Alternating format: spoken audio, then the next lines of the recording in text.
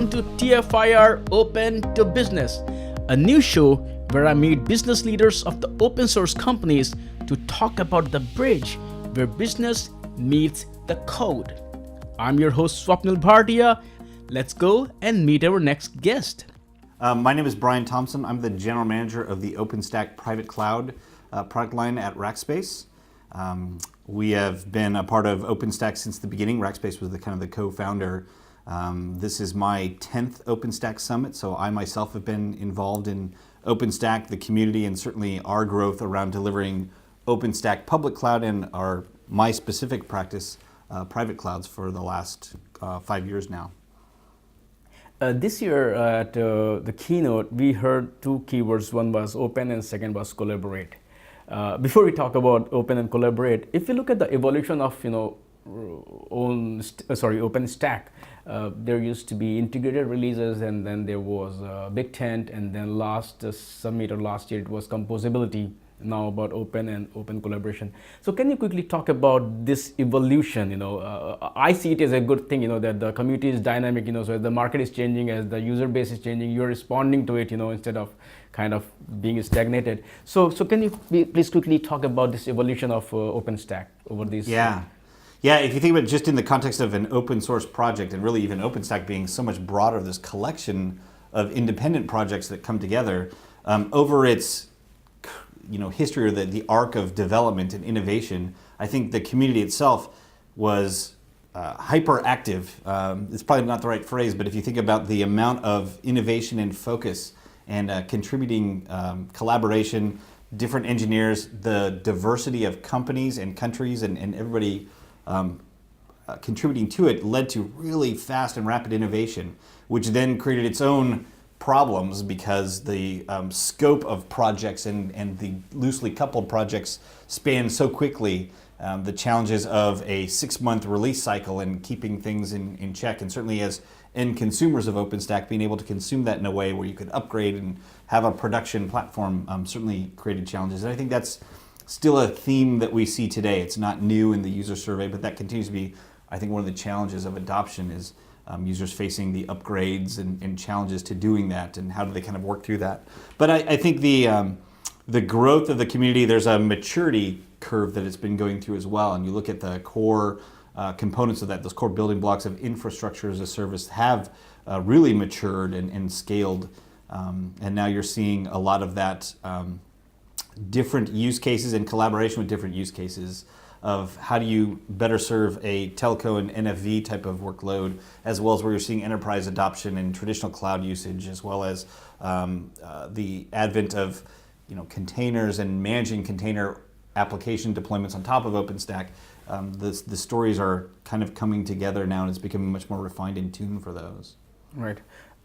You mentioned the user survey. What were the exciting findings this year? Because mostly OpenStack is seen as a story for the big telcos and all. So what kind of new interesting use cases that you saw this year with the survey? From the user survey specifically, I think there was interesting data in that it showed, there's a lot of validation if you just look at the number of new deployments. So OpenStack growth and adoption, you're seeing still that steady growth. And we certainly see it in our own business. There's a steady trend of adoption, and even where we see deployments that are made continue to grow virally as they get more and more usage and adoption internally. I think from a trend from this user survey, and my interpretation in quickly looking through it, I think the data itself may appear skewed because this was the first time they had a non-English version of the survey. So if you look at the participants and respondents, particularly from Asia, has grown significantly. We've known Asia to be a high growth area of adoption of OpenStack, and China in particular. But the number of respondents and the types of respondents have really skewed is the wrong phrase, but it's where traditionally it had been very North America and Europe heavy. Now you're seeing much more of what the activity that has been going on in Asia all along is now actually more accurately represented in the OpenStack survey. So I think that was an interesting trend to see that. And then even just with the new partners and collaboration that's been going on, I think there's a lot of excitement, investment, and adoption through this region now as well. That leads to a kind of interesting question, which could be totally off topic, and that is that if just changing the language of the survey can change the kind of feedback you get. Because last time we talked about diversity and a lot of things, Yeah. especially the OpenStack community is mostly Asian, where culture and language and a lot of things are different. So does it also give you kind of perspective that if the language as user survey can make such a big effect, what if most of the content or most of the stuff is localized? Will that have an impact on adoption and contribution also, or? That's a really good question. I think the localization of this survey didn't change or inform the way OpenStack is being consumed. Mm-hmm. We just now have visibility to it greater than we did before because it encouraged participation more easily. If you think about the regional differences or cultural differences of the use cases that are being employed, right? Even they did a breakdown of some of the Chinese specific use cases. High adoption in telco, high adoption in government and defense, high adoption in financial services, right? We see the same trends everywhere else in the world as well. The NFV use cases and where that's continued to be strong.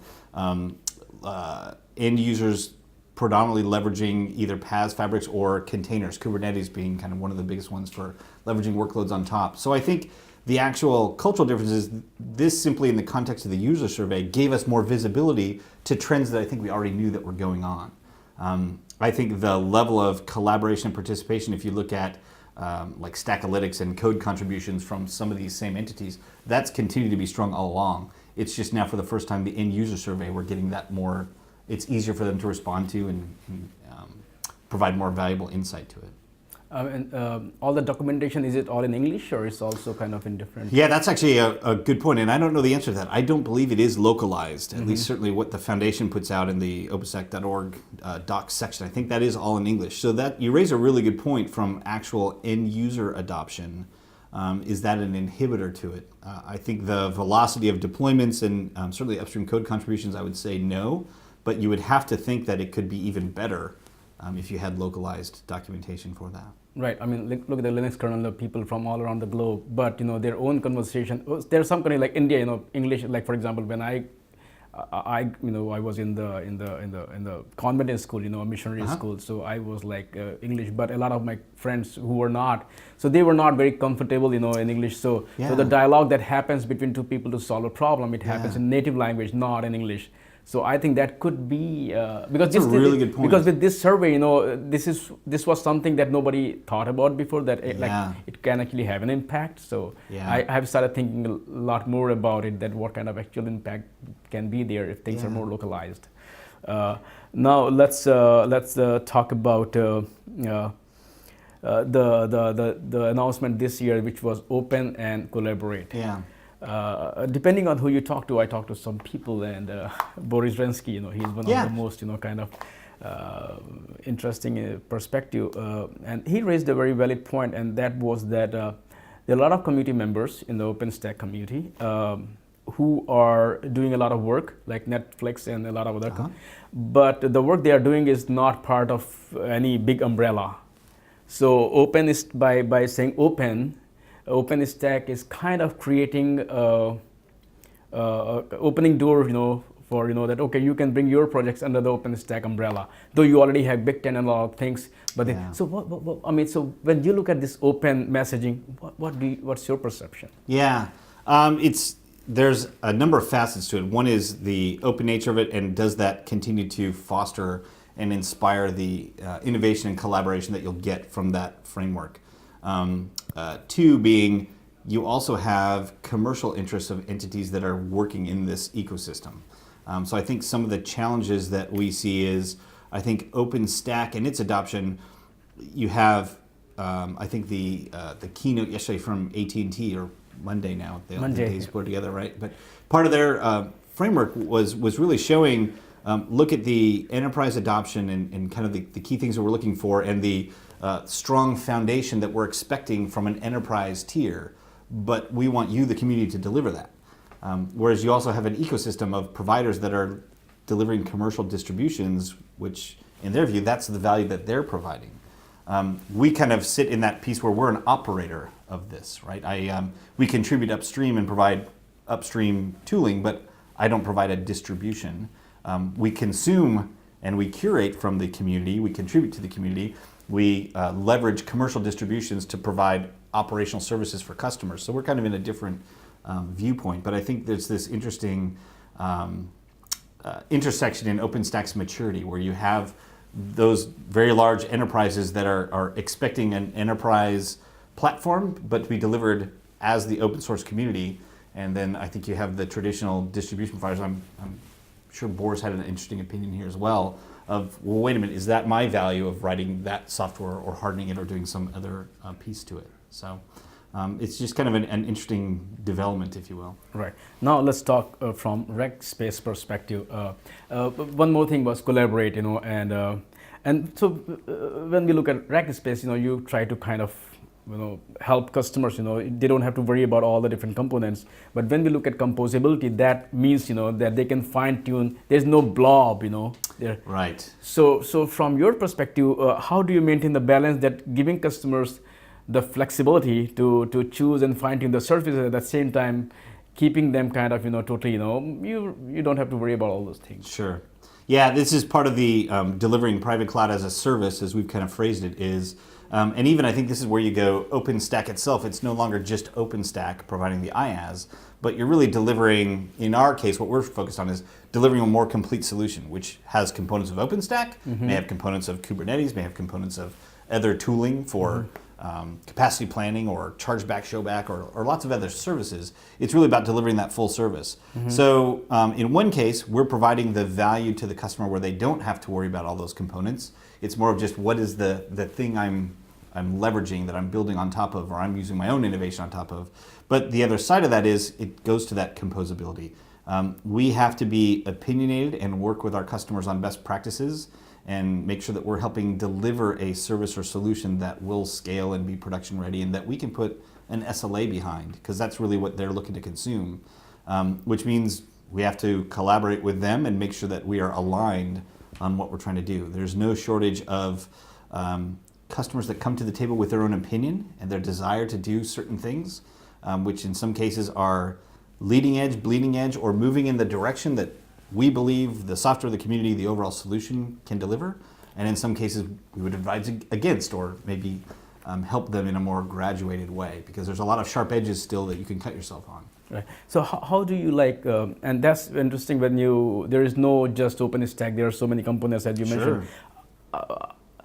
How will the actual collaboration and integration work with projects like Kubernetes, which is kind of part of CNCF and Linux Foundation? Then there are a lot of other projects which are also part of Linux Foundation. Yeah. And so how will the actual, So for us in particular, this is really where we have practitioners running this, right? So Ceph is not an OpenStack project, but it's a very integral component and highly leveraged in a lot of things that we do.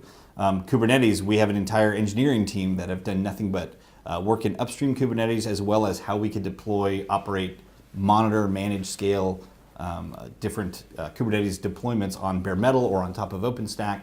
And we of course have hundreds of OpenStack engineers and architects that do nothing but operate this on a daily basis. So it comes for us a lot of time in the saddle, to use an analogy of working with these technologies and solving with customers and then operating them.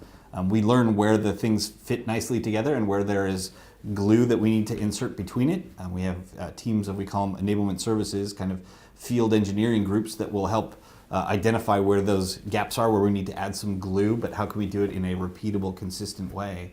And it just comes from a lot of experience and time doing that. What I kind of try, I know how it may or may not work, but like the goals, I won't say the goals, but kind of, the needs, or, whatever the customers need, from Rackspace perspective or OpenStack's perspective versus what the Kubernetes community may want, or what the, other projects within Linux Foundation want. Since the governing bodies or the committees, technical committees, are two different bodies. Yeah. Now I get what you're talking about. This is really more of like, I have different open source communities with their own technical committees and their own path goals, and roadmap and agenda Yes. that are aware of each other, but they're not necessarily dependent Right, or right. aligned with each other. It's a really good question. I don't know that I have an empirical answer to it other than I know where we play, we're again coming from the operator persona.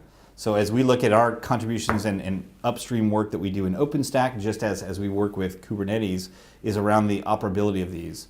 So taking that vein, I don't know that we try to influence a roadmap to align with that of a different project per se, other than just making sure that we're getting the components, features, or services that allow us to glue them together and make it work. Okay, let's just think about a totally different perspective. The way open source works, open source projects works, the Linux kernel, right? They're like ARM, when they wanted, power efficiency, Intel and other companies, they don't care about it, but the same power efficiency now saves millions and millions of dollars in the Sure. data centers, which Google's and everybody benefit from. So, even if it is solving your problem and not someone else's problem now, Sure. it will. And at the same time, you have like different companies, they have their own different agendas and goals, Sure. and their own roadmap. But open source development model kind of allows for that. So does it really matter whether one project is OpenStack project and one project is CNCF? Because Yeah. first of all, they're both open source, and I may be wrong, but you can correct me that in most cases, the people who actually work are actually the same. There may even be the possibility Oftentimes, yeah. that people who sit on the think you're CNCF, technical board may also sit on the OpenStack board, or people from Docker, they are sitting, Yeah. across. And the developers who have the GitHub repository, they're actually contributing, cross-contributing Yeah. to. So what's your, what do you think? No, I think you're absolutely right. I think, and certainly in our case, being a small microcosm of that, they are oftentimes the same people, right? Different engineers that are contributing to both projects or doing things. I think it actually goes back to something we talked about earlier, which is really the health and diversity of a project. When you have smaller open source projects that may be heavily dominated by a single vendor, then their Yes. roadmap agenda is heavily influenced. Yes, it's open source, but the contributions aren't coming from a balanced or diverse community. I think in the case of OpenStack, you have an overabundance of that, which is good. It's not dominated by any single use case and or commercial interest. It truly is a community of different use cases, scenarios, and innovation going there. I think Docker or Kubernetes in particular and Docker, I think you have broad and diverse communities contributing to those as well. So as long as that does work, I think to your point, it does work out because you have sometimes the same engineers, but you also have things that aren't necessarily being forked or skewed down the wrong path necessarily. Now let's talk just about Rackspace for Sure. a while. As you said, a lot of things have changed. So can you talk about the transformation that the company is going through? Yeah, it's for the last now coming up on 12 calendar months has been a fast pace, lots of change going on at Rackspace, I guess to put it that way.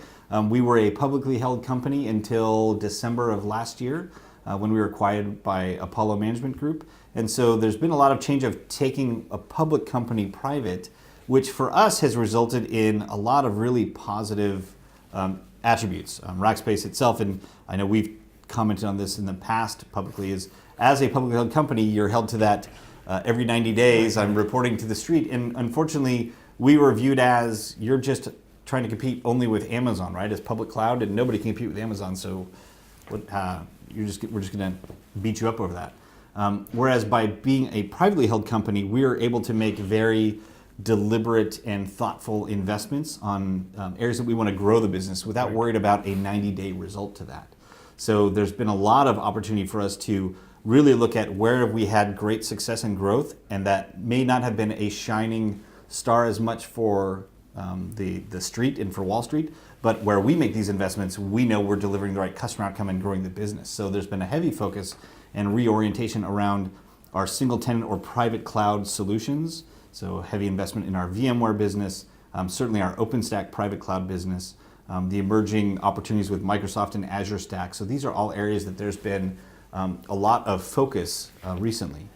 As a company, Rackspace, as part of this transition, you would certainly from the outside looking in look at private equity group, what are the changes that's going to happen.